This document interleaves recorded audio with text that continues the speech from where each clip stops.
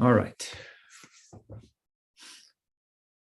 Om Gyanatimirandasya Gyanandana Salakaya Chakshurun Militam Yena Tasmai Sri Gurave Namaha Sri Chaitanya Manobishtam Stapitam Yena Bhutale Swayam Rupa Karamahim Darati Swaparantikam Vandeham Sri Guru Sri Uttapara Kamalam Sri Gurun Vaishnavamscha Sri Rupam Sagrajatam Sahagana Raghunatanvitam Tam Sajivam Sadvaitam Savadutam Parijana Sahitam Krishna Chaitanya Devam Sri Radha Krishna Baran Sahagana Lalita Sri Vishakamvitamscha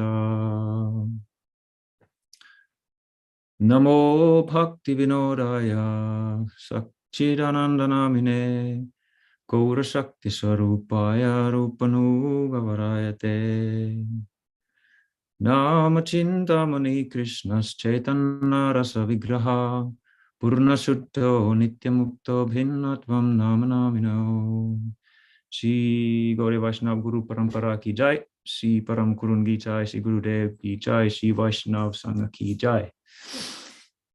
All right, well, welcome again. Let's see who we have here. Welcome Ken, welcome Haripriya, Sarada, Govinda Mohini, welcome, Sakirati and Shamananda.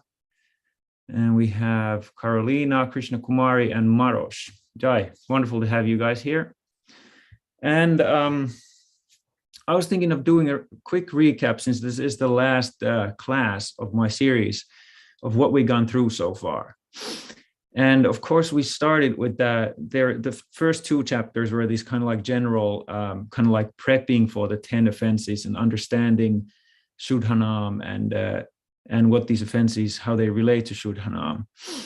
And so the first one was kind of like a Sambandha Gyan chapter that explained the theoretical framework of Krishna and his relationship to us and our relationship to him and the world, and these three main things, basically how they relate to each other.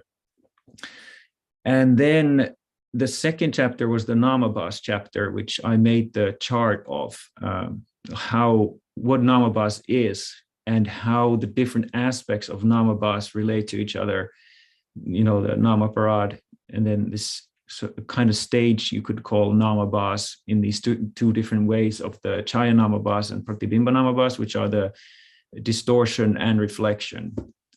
And then Bhaktivinoda made the point in that chapter that it's essential to understand what Namabhas is in order for us to kind of like know how we are conditioned and how to like what we are conditioned by, so that we can overcome it eventually.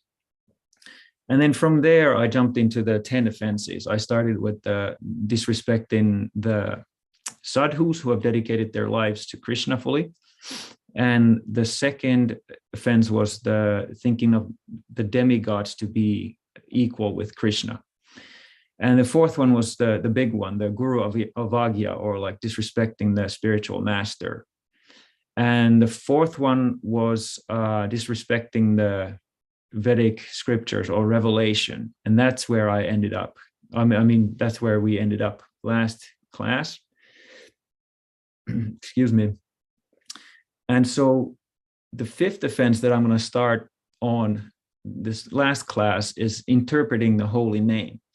And it actually really nicely flows from the previous one, which was disrespecting the revealed scriptures. Because if you don't have a theoretical authorized understanding of what the holy name is, then you will interpret the holy name based on the only faculty that you really have in addition to revelation, which is your own mind and your own senses. So you start interpreting the holy name based on the input that you have gathered through your own means. And that is a recipe for disaster, so to speak. So the interesting thing is that in the original Padma Purana chunk of these 10 offenses where these originate. The interpreting the holy name is one offense, and then there's another offense that is the considering the glories of the holy name to be imaginary. But interestingly, Bhaktivinoda merges these two in his Harinama Cintamani. And so he talks about both of those aspects inside interpreting the holy name, because when you think that the holy name is imaginary, that is a form of interpretation, really, when you think about it, because at least from the Gaudiya point of view, because we believe, or we know, let's say, that the holy name is real. It's not imaginary. So thinking it to be imaginary is an interpretation. So the technical term for this interpretation in the Shastra or exaggeration is arthavad. And it basically what it is that the scripture uses these baits, kind of like a carrot or something, to inspire people at the level that they're at to go beyond what they actually are even trying to reach by this kind of like transcendental trickery, you could say. I remember when I was a kid, and there's this what would you call it, like the kind of like the doctor's office inside the school, the nurse, the school nurse, right? And I had some bad experiences with that. It was kind of like the torture chamber of the school complex or something. And so then I remember one day I got called in. I was maybe 7 or 8, and I was just like shaking, and I was so nervous, and I hated that place. And so then I go in, and there's this big lady, all smiles, and hi, how are you doing today? And then like, yeah, I'm fine, like totally just like ready to bolt out of the room. And then she gives me a cube of sugar. I'm like, wait a second, like I was so suspicious, like this lady is not supposed to be nice. There's something to this. And then I was like, I took the cube, and I remember like still like so vividly how I was completely convinced that this is some kind of a trick. But then I ate the sugar cube and nothing happened. I didn't die. I didn't start convulsing and fall on the floor or something. And I was like, wow, and maybe that lady is actually kind of nice. And of course, the nurses are nice, but we interpret them according to what it makes us feel in the immediate. And so they'd given me shots before. They'd done all kinds of stuff that I found very unpleasant. But this time, she just gave me a cube of sugar. And of course, it was a trick, but it didn't feel like a trick because I got enjoyment out of it. And they also, gave me a polio medicine that did not hurt. It was much easier for them and for me, because I was like a squirming pig when they would give me those injections. Or the vaccinations. So that's really what the Shastras do sometimes. They give us these baits. It's like a bait and switch a little bit. So we go after something that we want, and then we realize later on that it pushed us in a direction that's actually good for you. And Krishna actually has set up the scriptures in this way, that we, despite our ignorance, basically the scriptures kind of use our ignorance for us to move forward away from ignorance, that you could say. And so examples could be something like, if you do this yagya on this certain day during the full moon, you will be liberated, for example. And so people who have faith in Shastra, they're like, oh yeah, that sounds great. Only this one thing I have to do and then I'll be liberated. Or I get some like amazing amount of sense enjoyment from it or something. And of course that habituates us into sadhana, into practicing to go beyond our self-interest and ignorance, really. And so the Bhakti scriptures actually, the one thing about it is that there is no exaggeration in terms of the glories of the name, but sometimes nonetheless, so the basic idea is this arthavad does not happen in the Bhakti scriptures in the same way that it happens in the Jnana and Karma scriptures, where you ostensibly get something else, but actually the sugar cube has that polio vaccination inside of it. For Bhakti, it's like that's what's so special about Bhakti, is that the very early stages of sadhana and the goal are basically the same in the way that the practice is exactly the same. And the sadhana becomes the sadhya when the name fully reveals itself. It was always there, or he was always there, but we just didn't see it. But that being said, so that's basically what it means, that there's no exaggeration in the Bhakti scriptures regarding the holy name, because the name does give everything eventually. But there's a question of how fast that happens. That's another thing. But then there are certain tricks that have been made, but it's a different kind of thing because it doesn't give you some other end that you were asking for. So, for example, a good like bhakti trickery is, for example, that Prabhupada, so many times, Srila Prabhupada said that if you chant your 16 rounds and follow the 4 regs every day, you will be sure to go to Golok by the end of this life. And that's, of course, a form of trickery that's extremely useful for sadhakas who struggle with self-interest and anarthas. And of course, it's possible that if you chant 16 rounds and follow the 4 regs that you go to Golok, but there's no formula in bhakti like that, because it all comes down to how purified your heart is. If you do not have a purified heart, if you have some, like the Rupa Goswami calls jnana and karma, like the witches in the heart. If you have those 2 witches in your heart, you cannot attain prem. And if you don't attain prem, you don't just go to Golok because you have some backdoor, although you have like, impurities in your heart and you have other desires than bhakti. You're not going to go to Golok, because the reality of Golok is absolute and complete purity. So how could you go there just by following some kind of procedure? And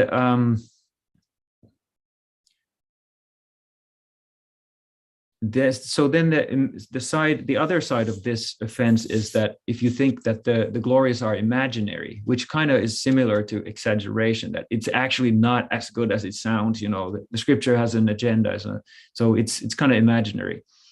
And that just shows lack of bhakti sukriti, really, because you can't, and the predominance of like ignorance in your heart. Because if your frame of reference is based on the information or the input that you get from your senses in your mind, it sounds fantastical. It doesn't sound real, because there's absolutely no point of reference for that in your everyday experience. And we tend to believe what we experience.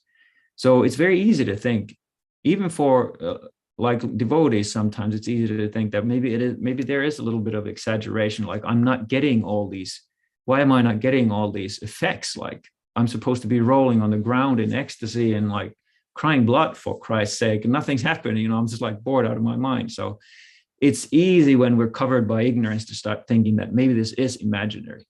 And then what happens is devotees, they go away, but they are not satisfied in material life either. And then they start thinking, well, maybe there was actually something to it. And they come back. And because they've been kind of like holding back the dam of holy name that is partially natural for their heart, when they come back, there's this like explosion of like feeling for the name and the devotional services. And then the ignorance, unfortunately, comes over again and gets covered. And then, so in the early stage, it's very common that people kind of come and go because of that. They get covered over by ignorance, and then they go away for some time, and then they get slightly uncovered, and then they got covered again, like that, back and forth. And then Bhaktivinoda makes the point that the only way to purify your consciousness out of this ignorance, and he repeats this like over and over again in Harinama Cintamani when he gives the remedy. He says that the only remedy is the company of pure devotees, or real devotees. Not even necessarily always pure, but real devotees who are like truly, seriously trying to reach prem and the higher stages of sadhana bhakti.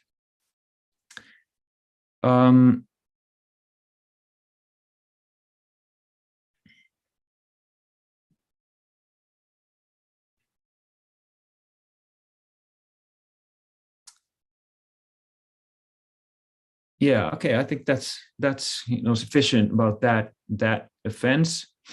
And then I just want to mention that specifically what Bhaktivinoda says about the remedy for this offense is that with the straw in mouth, one should approach an assembly of Vaishnavas and reveal his offense at their feet. So you like reveal your doubts and your faulty ideas about the name in the assembly of Vaishnavas, and that kind of like dissipates that offense. Okay, so the next offense, number 6, is committing sin on the strength of the holy name. And Bhaktivinoda Thakur is very heavy about this one. And if I remember correctly, I think the Padma Purana verses say that this is the worst offense. So basically, like if a person truly takes shelter of the name, then all the sinful activities, they will actually gradually disappear, because the name is pure consciousness, and you come in the presence of the pure consciousness or Shuddha Sattva. And of course, on that plane, there's absolutely no sin. There is no such thing as sin, because everything is perfectly harmonized on that plane, that level of pure consciousness. And so you start getting in contact with that pure plane where everything's harmonized, and your sin starts to evaporate because you start identifying with the higher plane. But now that we're down here, then it's really useful to think, like, what is sin actually? Like this word sin, like it has a lot of baggage, this Christian baggage, but what is it exactly? And a simple way of saying is that it's inauspicious activity, or activity that ends up hurting you or making you miserable or going against the kind of like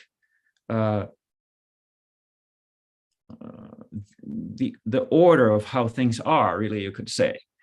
And that inauspicious activity, it's caused purely by ignorance, because because sin actually is against our self-interest.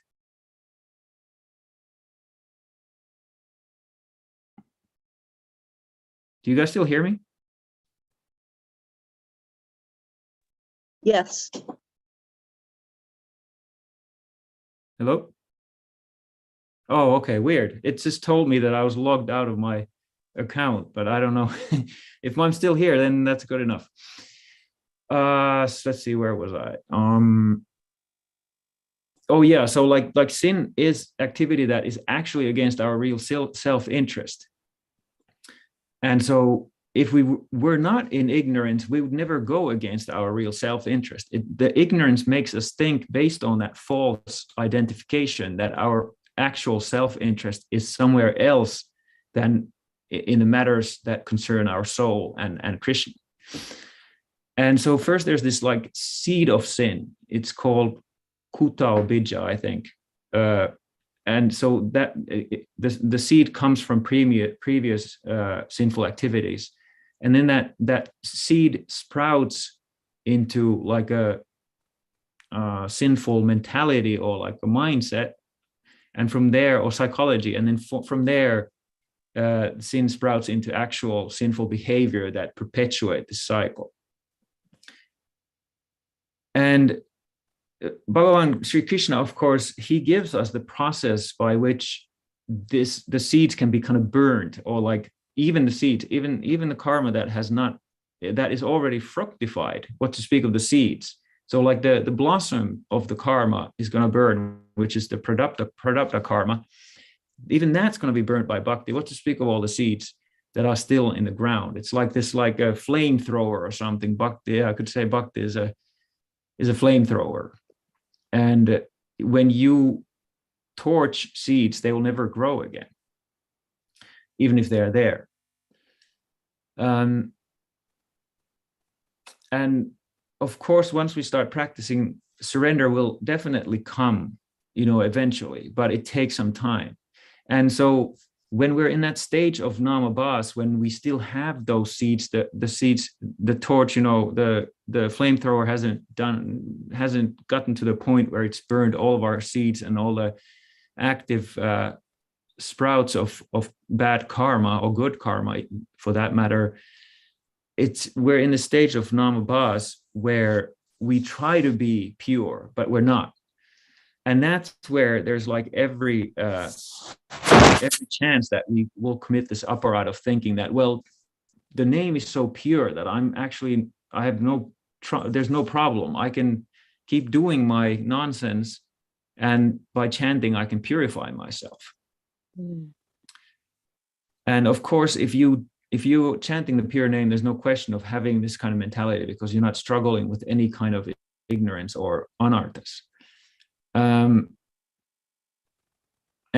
Bhaktivinoda mentions that sometimes, devotees, sometimes it's pretty generous. Devotees, a lot of times they do commit this like non-premeditated sort of sin where all of a sudden their desires take over and they can't help themselves, but they do something that's unbecoming and relates to sinful activity. But then they feel bad about it. They don't want to keep doing that kind of thing.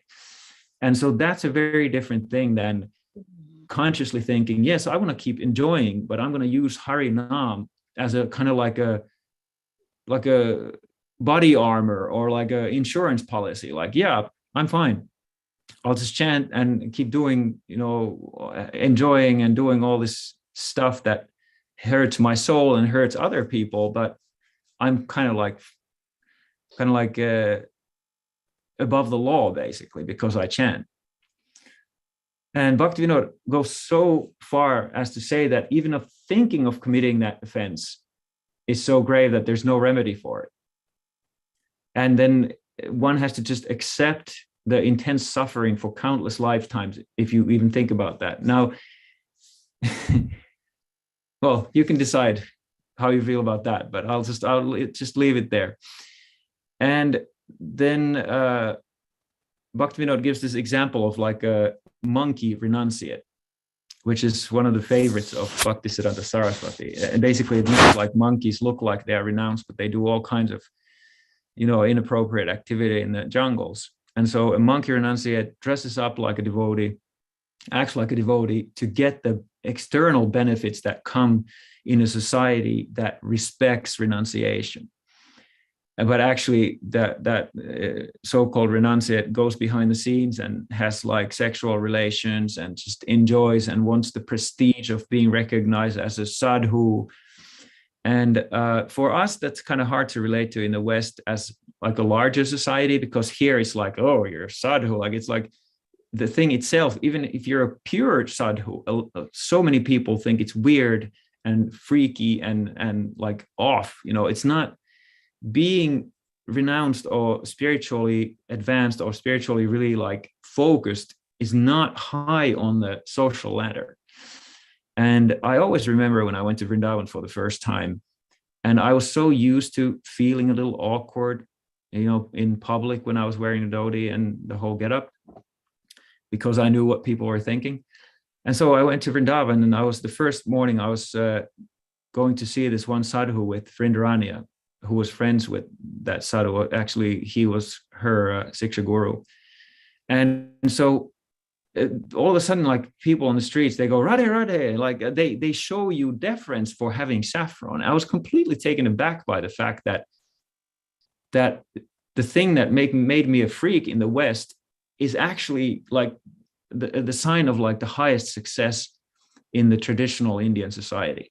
And it really blew my mind, because I grew up in Scandinavia, which is, that area is some of the most secularized areas in the world. And there's no sense like that as a society that spiritual practice and focus is like a desirable thing. Whereas in Vrindavan, it's the highest wealth that you can have is like spiritual dedication.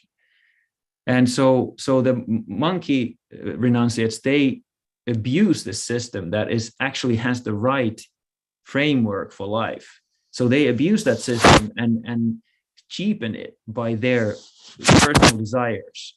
And they take advantage of a beautiful, correct understanding of what is the most beautiful and most valuable thing in life. And then Bhaktivinoda makes the point that, let's see here.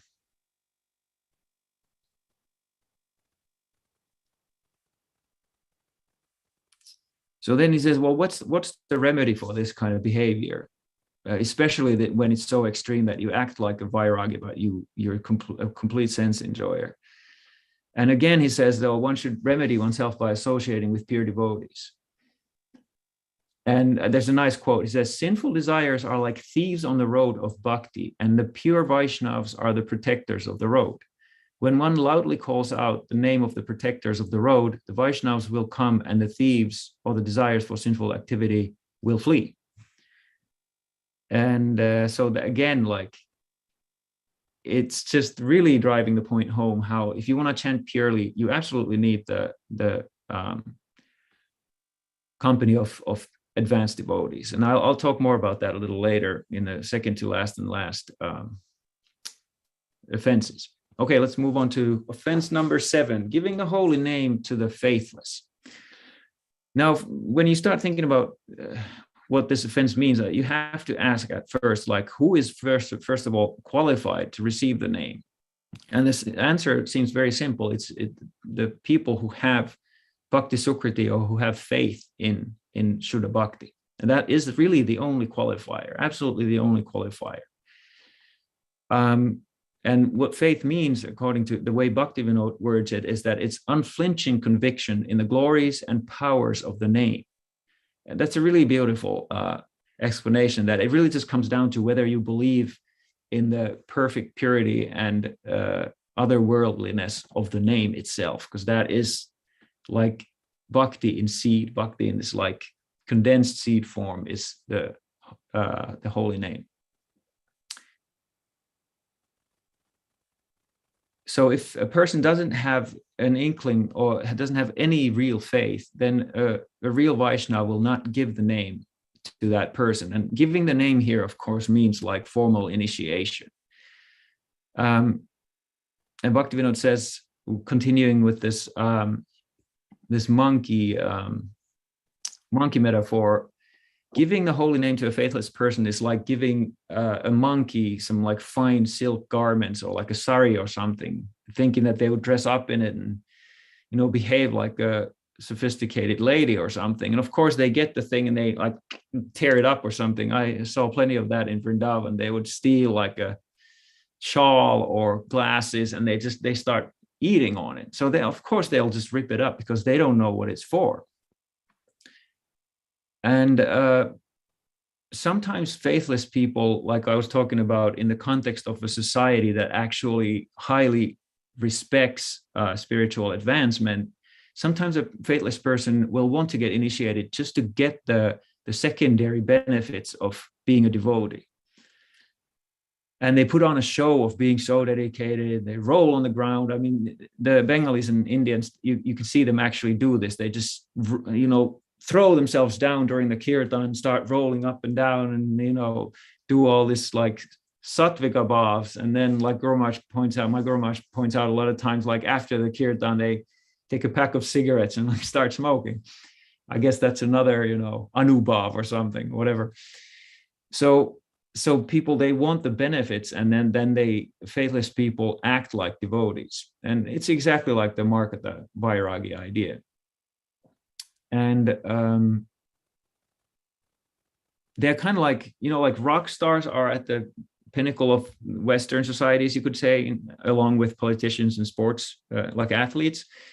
But like these, if Vaishnavas are like rock stars, then these fake devotees are kind of like groupies. Like they try to get the benefits of being a rock star by just a proximity to the real thing. So yeah. So basically, fake devotees are like cheap groupies, if you want to call it that. And so when if a guru like is first taken by that show and they don't know the disciple very well, and then they realize, oh, this guy's actually a cheater, then they still try to lead that cheater on the right path by, you know, telling them to abandon these bad ways and becoming humble and like actually trying to have real faith. But if that devotee is unwilling to actually change their ways and they just want to continue with their cheating, then the guru must immediately reject them, because it cheapens the whole thing and it's a charade of what it's supposed to be. But if the guru doesn't do that, then he's going to fall down as well, or she, because then they just do it out of whatever they get from that disciple. Or if the guru it could be kind of like a pension plan for an unqualified guru, or an insurance policy that they receive dakshin or donations from the devotees. And that's very, very unbecoming. But so then the question is like, well, if you can't give the glories of the name to the faithless, how are the faithless ever going to come on the other side? And Bhaktivinoda says that the method is loud sankirtan. And of course, you could add like prasadam and things like that will create faith without you having to have faith in the process or the philosophy. So things like sankirtan and prasadam and I guess things like that. And then once they get exposed enough, then at some point they actually their snout comes above the water of slightly of ignorance, and then they start desiring themselves to find a guru. And then when they approach a real Vaishnava, a real guru out of their own desire, then that's the pure process of like guru parampara, really. And then the remedy for this kind of trying to do sinful activities on the strength of the holy name is that one should have great fear if they commit this offense. And they should confess giving the name to a faithless person in front of Vaishnavas once again, and give up the bad disciple or giving up that kind of bad conduct themselves. Moving on to offense 8, it is considering the name to be equivalent to material pious activity. So basically what this one means is that we think that the holy name is one of the shubha karmas, or these like auspicious karmic activities, like let's say sacrifice, or even japa can be shubha karma if it's not geared towards Krishna. So yeah, basically this offense is like you think that chanting Harinam is just another form of shubha karma that will like gradually elevate you for some other goal than Shuddha Bhakti. And like I talked about in one of the previous offenses, Krishna has set up the system where you can take the kind of like the slow road of gradually purifying yourself through like Shubha karma to Nishkam karma yoga to jnana, and then when you purified your consciousness with jnana, then you can very quickly adapt bhakti, unless you're too attached to these ideas of detachment and renunciation. But of course, the Shuddha Bhakti path is extremely fast compared to that like gradual idea of first doing your varnashram duties and then Nishkam karma yoga and jnana and so forth. Bhakti is just like you kind of jump straight to the final practice of chanting, and it reaches all the way to the bottom and all the way to the top. And but of course, people who are attached to enjoyment and are like self-centered and are always looking for that gain for themselves, they don't relate to bhakti as much because it's not this like immediate gratification. And so they do shubha karma if they are pious to that the kind of activities that are in the karma kanda scriptures or the dharma shastras, so that they get these more immediate results. And then the people who are attracted to renunciation and detachment, they will follow the certain shubha karmas that are said to give renunciation or jnana. But Bhaktivinoda makes a really important and interesting point that actually the final goal, although it's indirect, the final goal of all shubha karma or auspicious activity is prema, because we are by nature the servants of Krishna. And so wherever we try to kind of like progress in life, the final goal is always prema. That is like the highest thing you can attain. So if you're on this progressive path of gradual purification, eventually prema is the goal even of that activity, even if you don't know it, because that is like the structure of reality. And of course, people who are covered by either jnana or karma, they can't tell any difference between shubha karma and bhakti, because so many of the activities seem exactly the same. You know, you meditate, you do sacrifices, you observe the holy days. This all could be Shubha karma, but when it's in the context of Shuddha bhakti, it's completely aprakrita, or completely beyond any kind of tinge of karma or jnana. And so the people who are covered by jnana or karma, they constantly basically commit this offense of equating the holy name with Shubha karma.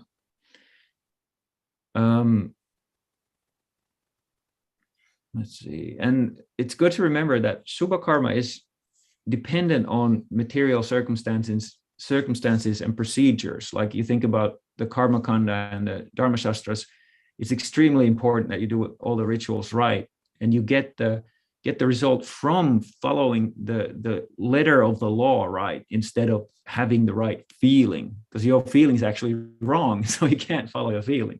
So you have to follow the procedure. And that's the huge difference between Shubha karma and the holy name, because Krishna is said to be Bhavagrahi Janardana, which means that he accepts the feeling.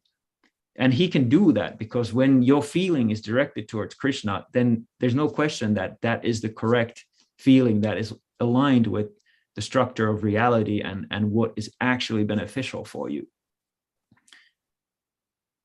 And Bhaktivinoda also emphasizes that it's very, very important to have strong theoretical understanding of Shuddha Bhakti in order to avoid this mistake of mixing up karma and jnana, karma and bhakti, or jnana and bhakti, or both, or yoga and bhakti.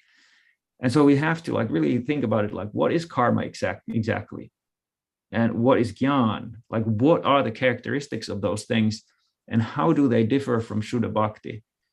And if you have not read the Bhakti Rasamrita Sindhu, I would highly recommend checking that book out, because it's very concise and clear and beautiful, and so nicely explained what is Shuddha Bhakti, that the whole book is about that. And then the remedy is that, first of all, one should desire to purify oneself. There has to be a desire that I do not want to have these ideas that are kind of spawn out of ignorance or something. And then I want to read a direct quote because it's so nice. So, quote, "The offender should give up all external considerations and smear his body with the dust from the feet of a householder devotee of very low birth, who is fully surrendered to the pure name. He should eat the devotee's food remnants, he should drink water which has washed the devotee's feet, and he should chant the pure name. This will purify the intelligence." So then one might think, why is it so important that you do this to a householder devotee, first of all, who is from a very low background? And the obvious answer is that is what shows you that the Shubha karma and bhakti are not the same. Because in the Shubha karma context, you would only worship the highest and the purest Brahman, because it's all about purity, right? But the thing is, well, it's obvious, right? That I thought it was beautiful. Bhaktivinoda didn't explain it in what he said, but I started thinking, wait, why is he saying that? Then it became just very obvious that, yes, he's making the point. Shubha karma has everything to do with these conventions and social considerations of what purity is and what progress is. But when there's a devotee who's very, very, has a low background, but they are pure devotees, then there's no question that the real thing is not Shubha karma. And let's see. So the next offense, and this is my personal favorite, and it's very important. Well, favorite in the way that this is the one that I personally feel like I'm battling with the most at the moment. And that's, of course, the offense of inattention. And so the interesting thing is, I mentioned to you guys earlier that the interpreting the name and considering the name to be imaginary, those were merged. So what do you put in for the 10 offenses? Because when you merge two, there's one slot left, right? Well, the inattention is the one that Bhaktivinoda decided to place in the 10 offenses, whereas in the original Padma Purana verses, it gives the 10 offenses, and then it says, and also it's offensive to chant inattentively. But Bhaktivinoda felt like it was more important. It should be in the, well, I shouldn't say that's what he thought, but it seems like he thought that it's more important than just this like a kind of like a last thought in the end. And so he put it in the slot number 9. And Bhaktivinoda says that all other offenses actually arise from this anartha. And so it's interesting that it was actually not in the original 10, but Bhaktivinoda says that other offenses arise from this one. And he breaks it down in attention into 3 different categories. There's indifference, inertia or laziness, and restlessness of the mind. So let's go through this, because for me personally, and I'm sure you guys feel the same, this is like really, really important to understand. And it's so frustrating for me when I sit down and chant and my mind's all over the freaking place, and it really just agitates me a lot. And so let's just look at like what is actually happening, what's causing this, and what are the different aspects of that inattention. So he starts with indifference. So he points out in the beginning that one must constantly chant Harinam with full attention to be able to reach the stage of anurag, or like real attraction for the name. And so the attraction will not come if you're not paying full attention. There's an inkling of attraction for us sometimes, but it doesn't stay on because we're so sidelined by all these other considerations and desires. And most people, let's say most devotees are still attracted by material things. What to speak of normal people? I mean, that's on a totally different level. But even us devotees, I would say most of us are attracted by material things that we want for our own pleasure. And this desire for that bhukti or enjoyment inhibits the taste of the name. And that's why it's very sad and unfortunate, but most devotees don't have much taste for the name at all. And that this is the one of the main reasons. And that taste, the lack of taste due to these material desires is called indifference, or the Sanskrit word is odasinya. And then Bhaktivinoda asks, how can one derive any benefit if one's mind goes in the opposite direction from the holy name? And the opposite direction is of course the material world. It's kind of like a polarity in a way. There's the material world, the Maya, and then there's the Yoga Maya, or Krishna with his Shaktis.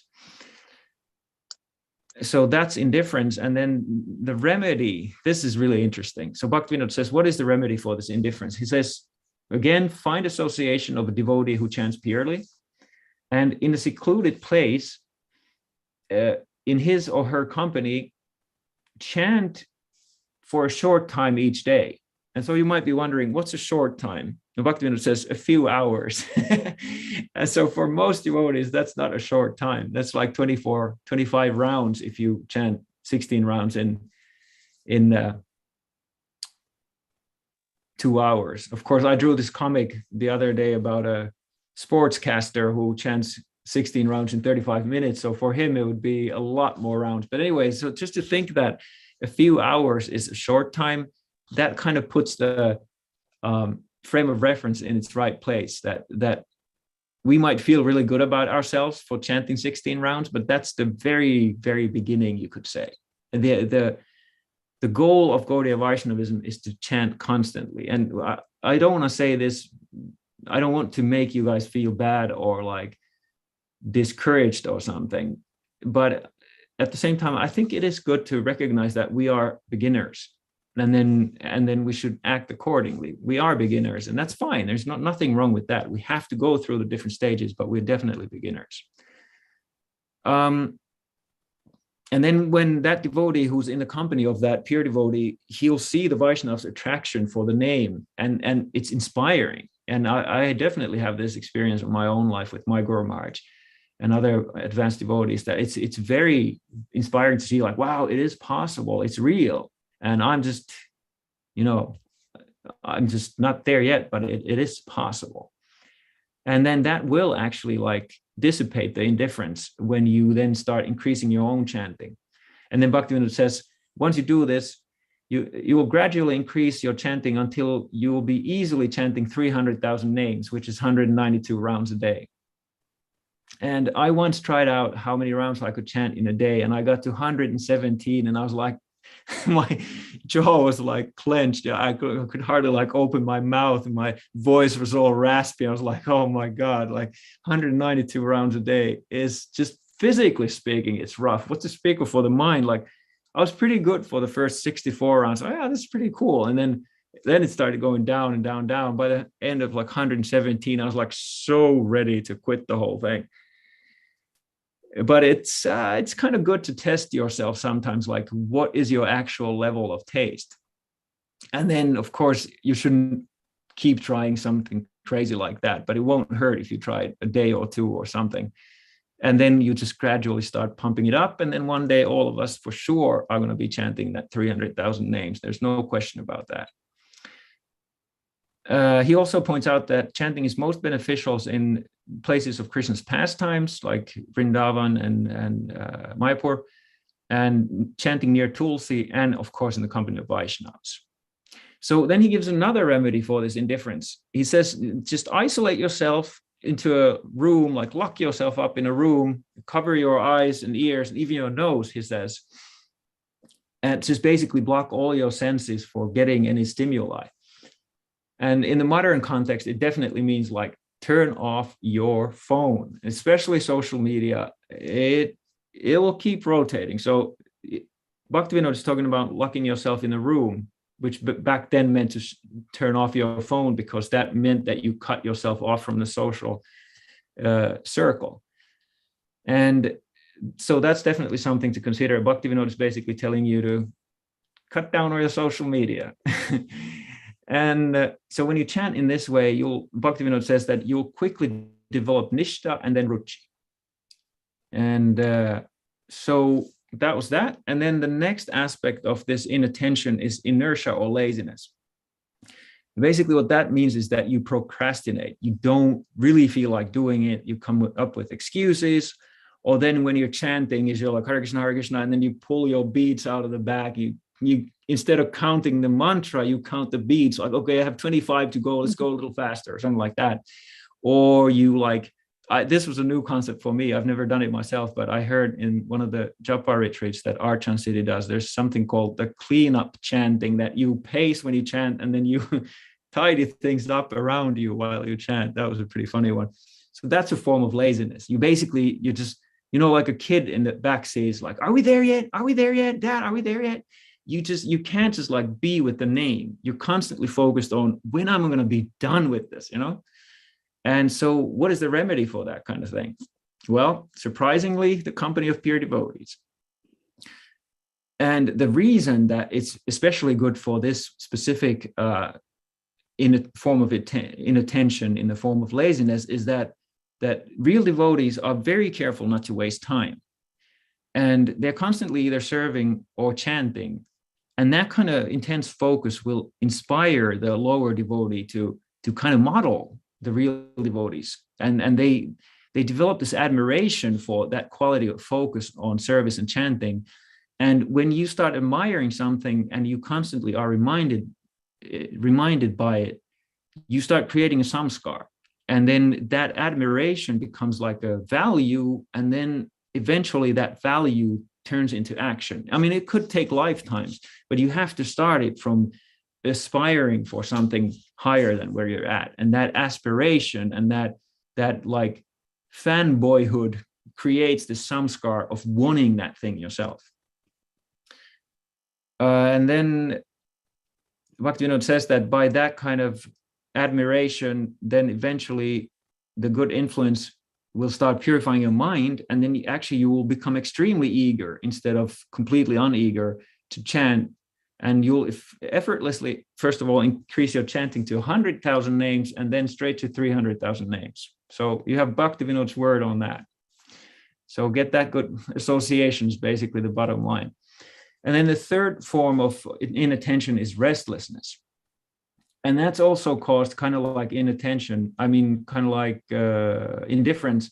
it's caused by desire for pleasure, and especially for sexual pleasure, wealth, material success, position. Basically, kama, kamini pratishta is the Sanskrit slogan. So sexual pleasure, wealth, and recognition.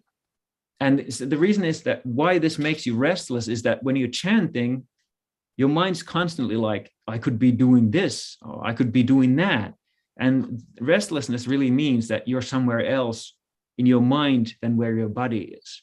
And that makes your body restless because your mind is trying to pull you like, come on, dude, like, let's go. There's something more exciting over here. And really, it's the anarthas or the false values that make us restless during chanting. And so a good remedy for this is, according to Bhaktivinoda, is to regulate our behavior according to proper Vaishnava behavior. And this is a really nice answer to this problem. Basically, you create a structure for your life so that it's regulated sort of from the outside, but by the right intention, instead of letting your mind make the decisions or your desires dictate how you're going to behave in any situation. And that's really what this kind of like devotee behavior code, what that Vaishnav etiquette is all about. It is about creating a structure, this external structure that makes you behave in a way that you start creating samskars that then automatically in the end gradually turn into behavior that you want to do instead of having to follow rules.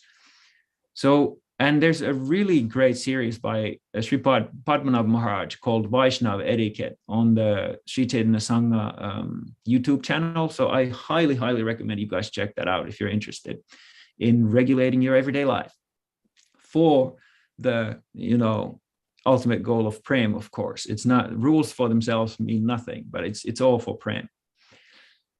And Bhaktivinoda mentions Ekadashi, festival days, and the chanting, just sticking to your prescribed number of rounds is a great way of regulating your everyday life. It's very, very important. So try to always stick to like my Guru Maharaj always says, you can chant, you don't have to chant 16 rounds, but don't go below whatever you promised for your Guru. Just gradually increase it if you feel like you have the standing to do that, but do not go back. And then Bhaktivinoda points out that once these desires evaporate through this like Vaidhi Bhakti, basically, where you regulate your life and you chant your rounds no matter what, then the desires start evaporating from your heart. And then once those desires are out of your heart, there's nothing to be restless about anymore. And then you start seeing like, well, what am I actually doing here? And then your full focus like zooms in on the holy name. Yeah, I wish, anyway, one day, right? So that's the remedy, basically find the right behavior and then regulate. Find the good Sangha and then regulate your life based on Vaishnava behavior, Vaishnava etiquette. And then, let's see. Oh yeah, Bhaktivinoda makes a very important point in the end of this chapter. He says that while we strive for our greatest ability, based on our greatest ability and the best we can do, we try to do the best we can do, we have to recognize at the same time that without the mercy of Sri Bhagavan, we have absolutely no chance of ever reaching prem. So like that's really important to remember, especially with this inattention one, that it's not up to only our own effort. It's not like jnana or yoga in that way, but that Krishna's mercy is the root cause of success in our bhajan, and it's the root cause of prem, and that we have to incorporate this like earnest prayer in our chanting, that like, please, Bhagavan, Sri Krishna, or especially Mahaprabhu and Nityananda, please like help me focus my mind, help me like get rid of these stupid anarthas that are just no good, useless trash in my heart. And Mahaprabhu and Nityananda, there's that beautiful, one of my all-time favorite bhajans, the Parama Karuna. And the lyrics are just so beautiful. It's like, you're the highest mercy. And you basically say, just let me focus. And one time I was, when I was a new devotee, I was having some struggles, and I went up to Guru Maharaj, and I was just like, again, well, I didn't do it too much, but I started pouring my heart out, and he was like, well, I was expressing all these doubts, and he was like, well, he was something like, do you really think that the deities are just like a lump of brass? We have these Gurunistha deities here that are made out of brass. And it was one of those moments, again, like that happened to me sometimes, that, like those light bulb moments. I was like, yeah, that's right. Like, he was just like, well, you just go in front of the deities and pray. They're not like material objects. And it'll certainly help you, And so I did, and sure enough, all this like crazy mental trash just like got swept out right away. And it always comes back, but then you go back and then you pray more, and that's how it works. Okay, the last offense is attachment to me and mine. And although Bhaktivinoda said that the ninth offense of inattention, that all the other ones spring from that, the 10th offense, he says, is actually the worst, the attachment to me and mine, because inattention comes from this attachment to me and mine. Basically, inattention, and so through that, all the other anarthas, they all come from material attachment or attachment to gyan.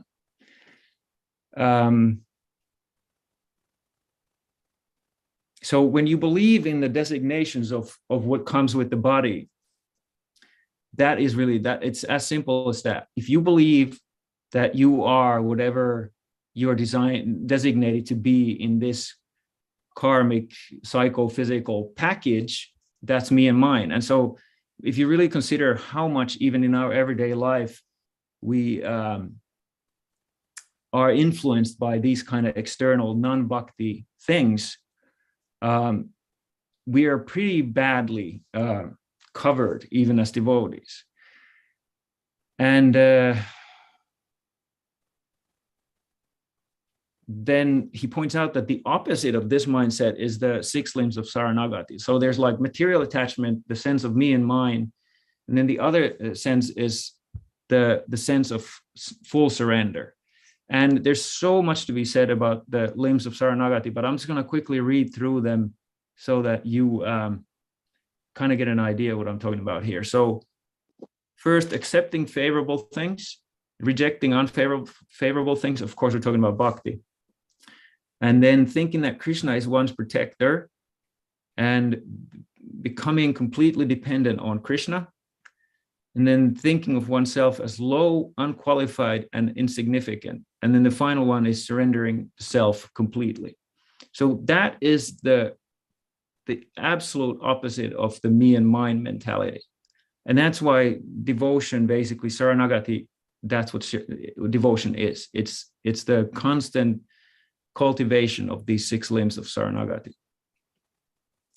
And so instead of following your own desires, Saranagata identifies with Krishna's desires and always fulfills to work his desires instead of one's own mental concoctions of what is important and worthy.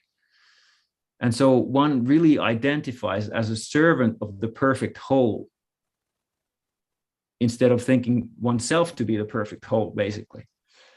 And this kind of attitude of kind of like displacing oneself from the center, this attitude is what brings that Krishna's mercy that was mentioned in the previous thing, that is absolutely crucial for ever reaching Prem. So as long as we think, like really this me and mine idea, it culminates in this idea of independence, that we are like independent from other people, independent from our environment, independent from God. And like what comes from that kind of independent thinking is that if we surrender something to Krishna, we think that we are sacrificing some of our own things to Krishna. That's still part of the me and mine. And as long as we are in that kind of mindset, we won't be able to be like real Saranagatas. And like, we naturally think that we're in control in the material sphere because things seem to work like that. Like if you want something, you go and do it. It seems so like self-explanatory for the conditioned state that we are the doers, and that if we want anything, we have to strive to get it, and that's how we get it. But in the bigger picture, that is certainly like the wrong way of seeing yourself and existence. And that is exactly why you could say death and disease are like catastrophic events in people's lives who believe in this independence, because there's nothing that better shows the illusion of independence than death and disease. It completely just one sweep of the scythe of death, and your illusion of independence is completely cut down. And then a lot of times when somebody dies, and so then the people next, like the close people or family or friends, they start turning to spirituality because there's no way of dealing with that, materially speaking, because it hits in the core, the root of what the material mindset is. And so you can't find any solace there. And then you kind of have to go to the spiritual side, and you become more thoughtful and stuff like that. And so then if we keep practicing bhakti, but we want to hold on to this idea that we're independent on every level, that's when we commit this offense of although we hear the glories of the name and we're chanting, we still like hold on to this idea. Let's see here. Okay, so then what is the remedy? And of course, the remedy is, first of all, Bhaktivinoda wants to point out that deliverance from this particular aparat is extremely difficult. But however, there are some Vaishnavas who have given up material desire, and they simply just live for the holy name, and that's their whole life. And so the only remedy, once again, is to seek out that company and serve them, not just find them and be in their company, but serve them. And one should also listen to the glories of the holy name and give up the me and my mentality. And that's like Saranagati in a nutshell, is to engage in bhakti and try to retire this me and mine attitude. Well, then one could ask, well, what about all of us? We've been devotees, some of us 20 years, some of us 30 years, some of us 40 years, but we're still attached to material things. And so, like, are we constantly committing this aparat? And in fact, Brigu actually asked this to my Guru Maharaj on one of the Sunday calls. My Guru Maharaj was quite generous. He basically said, well, if you know that your spiritual life is progressive, then you're not committing this aparat. That's how I remember his answer. Shamananda has this computer-like memory, so he might remember more specifically what Guru Maharaj said, but that's what I remember the gist of it being. That really, like, if you're progressing, it means that you're doing something right, because otherwise you wouldn't make any progress. If you only want to hold on to these material desires and this sense of me and mine, you will not make any progress. So we might still have material desires, but we're moving in the right direction, which means that there's sincerity in our hearts. But then the last thing that Bhaktivinoda says here is that we shouldn't only avoid things. It's not only like do nots. It's also like bhakti is in fact all about this positive cultivation of like a, what would you call it? Favorable culture of Krishna consciousness. In the Bhakti Rasamrita Sindhu, the term is Krishna Anushilanam. And so this favorable cultivation of the kind of culture that is useful. And so in the end, after giving all these heavy like warnings and heavy chastisements of doing this and that aparat, Bhaktivinoda says, actually, let me quote, this is so nice. He says, therefore, the real devotee, so he turns all the 10 offenses into what is favorable and how we should conduct our lives instead. The real devotee always avoids criticism of the devotees and avoids harming the devotees, which is the first offense, and conversely serves them. Then 2, he regards only Vishnu as the Supreme Lord. 3, he gives the utmost regard to the person who gives the holy name and its teachings. Of course, that's respecting the Guru. And he gives great regard to the scriptures because they glorify the holy name. And then he understands the exalted position of the holy name, which is purely spiritual, completely different from material means. He seriously attempts to give up the desire for sinful activity and the root of sin. And he preaches the glories of the pure name to those people who have faith. He distinguishes the holy name from material pious activities, and he chants with attention. And finally, he surrenders completely to the will of Krishna. And then Bhaktivinoda wraps up the 10 offenses by saying, one who avoids the 10 offenses and engages in devotional service as mentioned above is the most fortunate and wealthy person in all of the 3 worlds. And then quickly Bhava will come and then Prem. So that is the personal guarantee of Bhaktivinoda. And my classes on the Harinama Cintamani end here, but there are in fact 2 more chapters to the book. One of them is Seva Aparat, which basically lists all the offenses that you can commit while you're doing deity worship. And the second one is this very high, basically it's like once you chant Suddha Nama, how do you further cultivate your Siddha Deha? So I would say that that's probably a little beyond our adhikar at this point. So let's leave that for the time when we start chanting Suddha Nama, if you guys don't mind.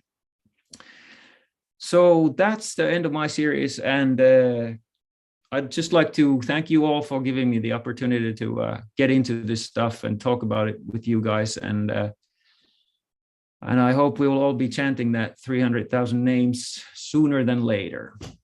Thank you very much, and if you guys have any comments or questions or chastisements, please shoot them my way.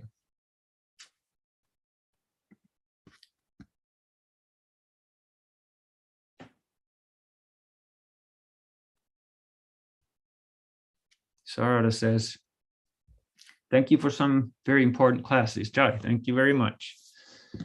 Well, I guess if that is all, then I thank you all again. And next month, there's going to be some really good stuff coming up. So I hope I'll see you guys there. Gaur Premanande. Hari Hari Bol. Gurunistha Prabhu.